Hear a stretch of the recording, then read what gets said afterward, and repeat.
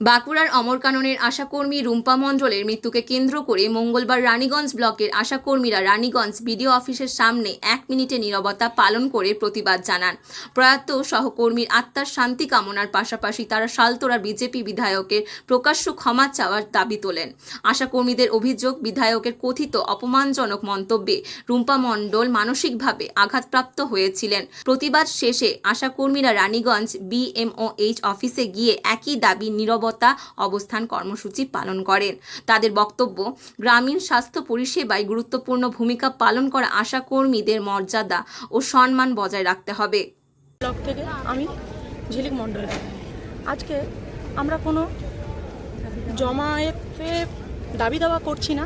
আমরা এসেছি, আমাদের একজন সহকর্মী বাঁকুড়ার রুম্পা মণ্ডল মারা গেছেন। তার অকাল প্রয়াণে আমরা খুবই দুঃখিত, খুবই কষ্ট পেয়েছি। আমরাও এই কাজ করি।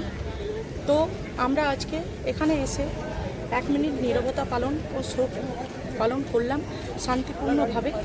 এইটাই আজকের আমাদের মূল উদ্দেশ্য। বিধায়কের কাছে আমরা এই আশাটাই করিনি। তার যদি মুখের ভাষা এরকম হয়, একজন আশার প্রতি তার এইরকম বিচার হয়, তাহলে সে বিধায়কের জায়গায় মানে কি করে বলবো, আমি কিছু খুঁজে পাচ্ছি না। তো যাই হোক, তার এরকম বলা উচিত হয়নি।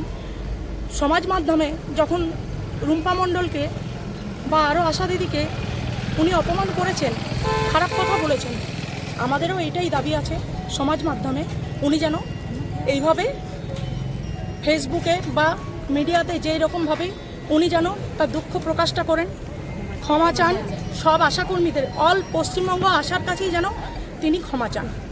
আজকে কি রাজ্য জুড়ে হচ্ছে, আমরা কর্মবিরতি রেখেছি। আজকে ইকেওয়াইসি যে কাজের জন্যই মেন ঝামেলাটা হয়েছে, সেটাও আজকে আমরা বন্ধ রেখেছি।